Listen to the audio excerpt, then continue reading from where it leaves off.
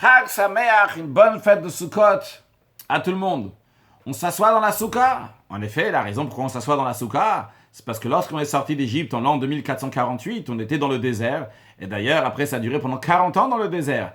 Et Dieu nous a mis des nuages au-dessus de nous. C'est la raison pour laquelle, qu'en souvenir de ça, on s'assoit dans la soukha. Mais en vérité, quand est-ce que ça a commencé à la base que Dieu il a décidé de donner la soukha au peuple juif? Ça a commencé à l'époque du premier des patriarches, Avraham Avinu.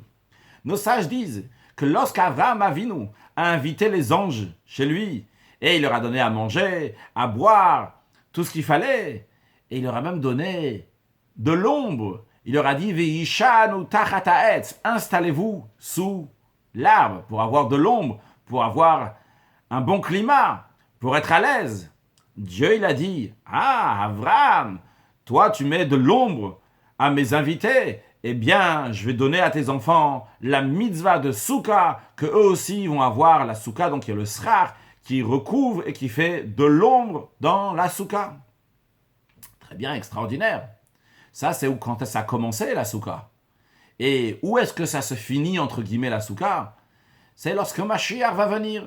Il y a écrit dans le Yalkut Shimoni que lorsque Mashiach va venir, par le mérite de la mitzvah de Soukha, on va mériter que Dieu va nous installer dans une Soukha qui est faite avec la peau du Léviathan. Le Léviathan, c'est un grand poisson que Dieu va donner à manger à tous les tzadikim, tout le peuple juif, sont des tzadikim, là, des pieux, lorsque Mashiach va venir. Et avec la peau de ce poisson, Hachem va faire un srar, va nous couvrir dans la Soukha.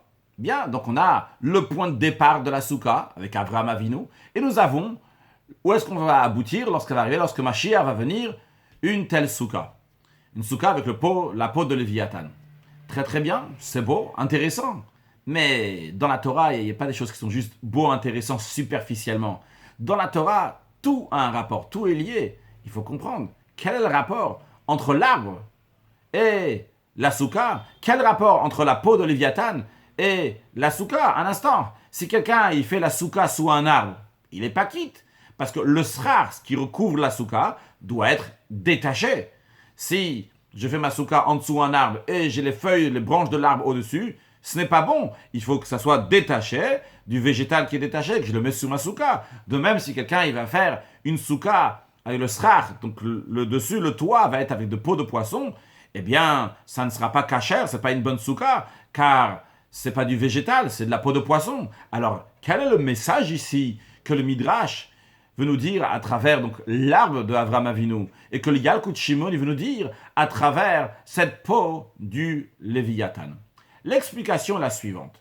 Pour cela, tout d'abord, voyons la notion des mitzvot en général. Et quand on dit les mitzvot en général, c'est n'importe quelle mitzvah. Ça peut être la très grande, entre guillemets, mitzvah ou une petite mitzvah. Que veut dire le mot mitzvah? C'est un langage de tzavta vechibur, qui veut dire un rattachement.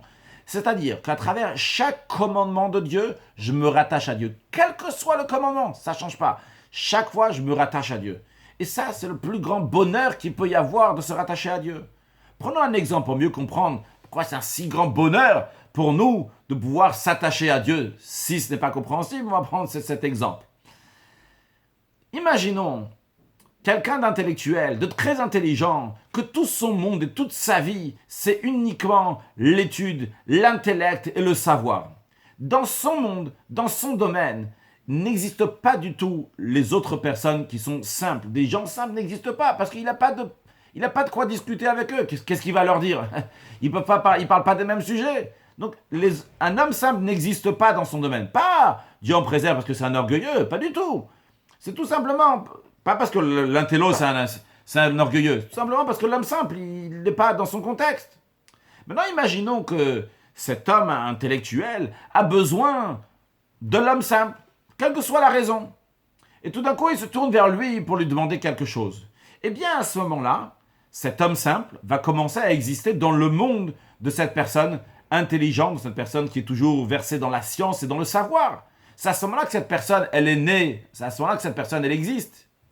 De même, par rapport à cette personne, cet homme simple, Jusqu'à présent, il ne sentait pas de lien avec cette personne qui est intelligente. Il la voyait distinguer de lui, bien plus haute que lui, mais il ne peut pas avoir de rapport avec lui. Au moment où l'homme intelligent, l'homme de savoir s'est tourné vers lui, c'est à ce moment-là qu'il sent, tiens, j'ai un rapport avec lui. Eh bien, cet exemple-là est un exemple entre nous et Dieu, entre les êtres humains et Dieu. Nous sommes des êtres humains, finis, limités. Dieu, il est infini.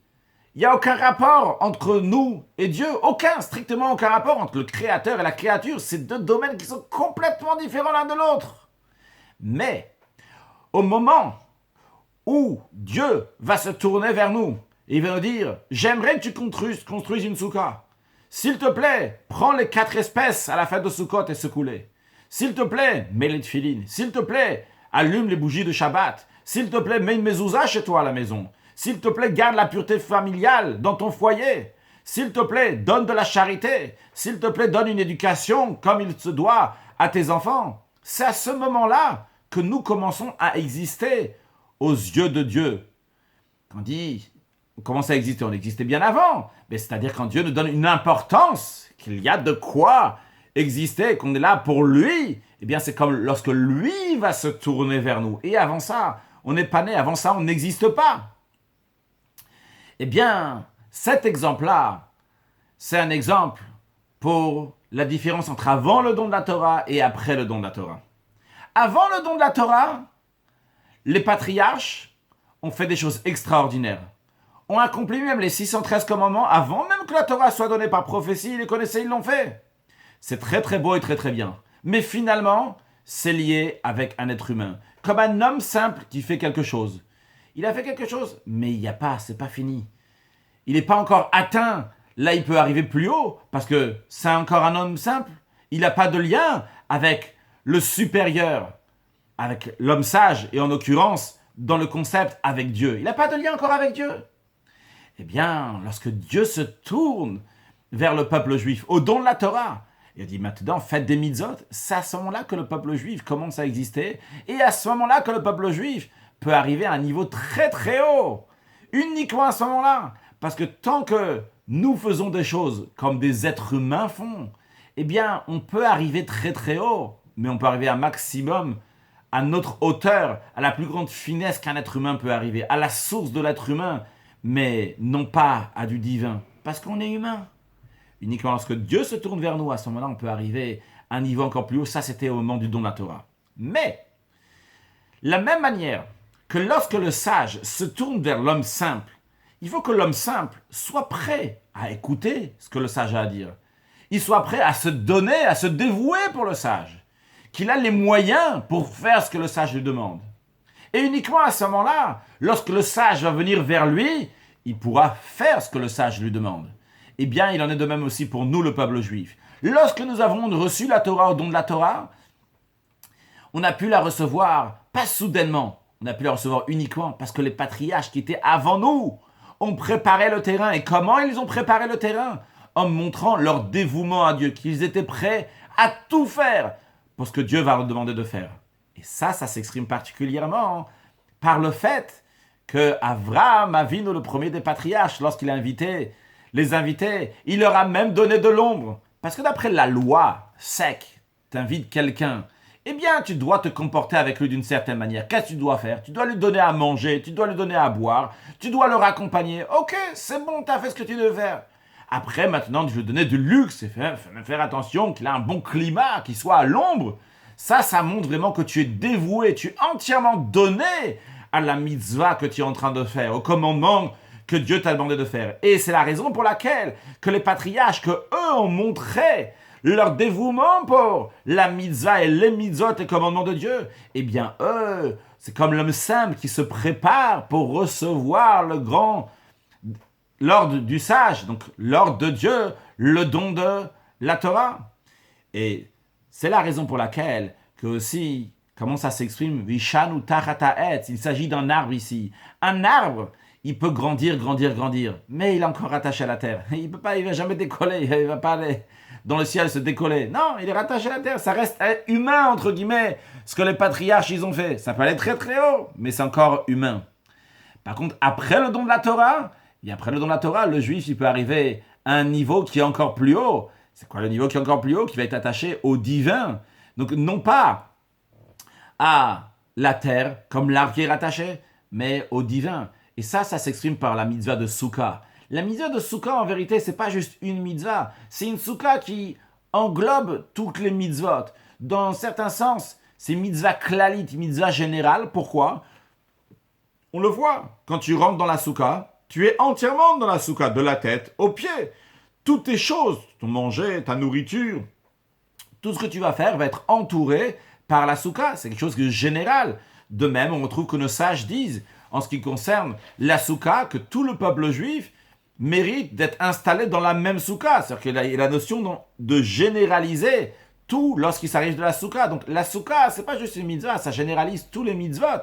Donc lorsque Dieu il a dit à Avraham Avinu, tu as bien reçu mes invités, je vais donner la mitzvah de Souka, en vérité c'est quelque chose de très général, qu'Hachem dit, je vais donner tous les mitzvot, tous ces mitzvot-là que tu vas pouvoir décoller, arriver à un niveau plus haut. Et c'est la raison pour laquelle que la Souka, la taille minimum, c'est au moins 10 tfachim. Un tefar, c'est 8 cm, donc ça correspond à environ un peu plus que 80 cm. Et on dit donc que la Souka doit être au moins 10 tfachim. Nos sages disent que la Shrina n'est jamais descendue dans les 10 tfachim. Alors quand on nous dit que la Souka doit être au-delà de 10 tfachim, ça veut dire que c'est un niveau de divinité qui est au-delà du monde, contrairement à l'arbre qui est rattaché. Et bien là maintenant on va décoller, on va aller encore plus haut. Maintenant, quelles sont les conséquences de notre mitzvah? Eh bien nos sages disent, sera mitzvah mitzvah. Le salaire d'une mitzvah, c'est une mitzvah, c'est un commandement. Qu'est-ce que ça veut dire que le salaire d'une mitzvah, c'est une mitzvah? J'ai fait quelque chose, tu dis, t'as fait la mitzvah. Eh bien, l'explication est simple, basée sur ce qu'on a expliqué avant. Le plus grand bonheur, c'est quoi? C'est de se rattacher à Dieu. Mitzvah, on a dit, c'est un langage de tzavta v'chibur, un rattachement à Dieu. Donc, lorsque tu fais mitzvah, tu te rattaches à Dieu. Et ça, c'est le plus grand bonheur qu'il peut y avoir. Salaire du mitzvah, tu t'es rattaché à Dieu. Il y a d'autres salaires qui viennent maintenant, qui viennent plus tard. Ça, c'est déjà durable, c'est du plus. Mais l'essentiel, c'est ce bonheur de pouvoir se rattacher à Dieu. Le Dieu qui est le roi des rois des rois. C'est extraordinaire que nous, êtres humains, on peut s'attacher à lui alors qu'on est tout simple, on n'est de rien du tout à côté de Dieu. Alors, celui qui fait la mitzvah de Souka, en vérité, c'est pas seulement la mitzvah de Souka, parce qu'on a dit que Souka, c'est une mitzvah générale qui généralise tout. Quand un juif fait des mitzvahs, des commandements de Dieu, il se rattache à Dieu. Il mérite que Dieu va l'installer dans la Souka de Léviathan. Qu'est-ce que symbolise le Léviathan? Léviathan, c'est le langage de Lévi. Lévi, le troisième des enfants de Yaakov. Pourquoi il s'appelle Lévi? Car la femme de Yaakov, Léa, a dit que maintenant mon mari va s'accompagner à moi, va se rattacher à moi alors que j'ai eu un troisième garçon. Alors le mot Lévi vient du langage de raccompagner, dans le sens de compagnon, dans le sens de rattachement, d'être rattaché. Alors par la mitzvah, on se rattache à Dieu. De nos jours, on ne voit pas comment on se rattache à Dieu à travers la mitzvah. De nos jours, c'est caché. Mais lorsque Mashiach va venir, Dieu va nous dévoiler cela.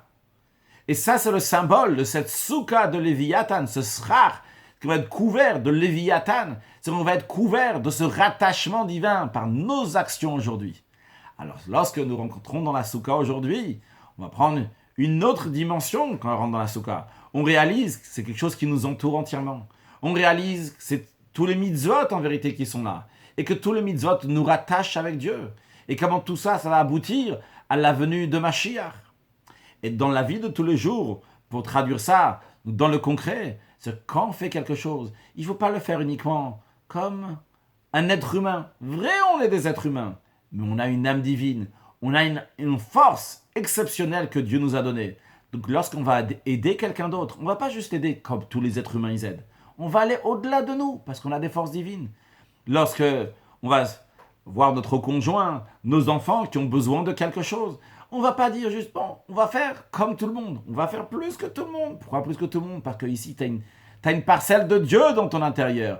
Tu as quelque chose qui te donne une force de ne pas être juste comme un arbre qui est rattaché, mais bien au-delà de ça. On est rattaché au divin. On est rattaché à au-delà de tout ce qu'il y a dans ce monde, tout en étant dans ce monde. Donc on ramène ces plus hauts niveaux de divinité dans ce monde-là, de manière de Lévi, qu'on les rattache et que Dieu fasse qu'on puisse très prochainement, tous ensemble, s'installer dans la soukha que Dieu va nous faire, dans cette soukha de Léviathan, avec la venue de Mashiach Now, Chag Sameach.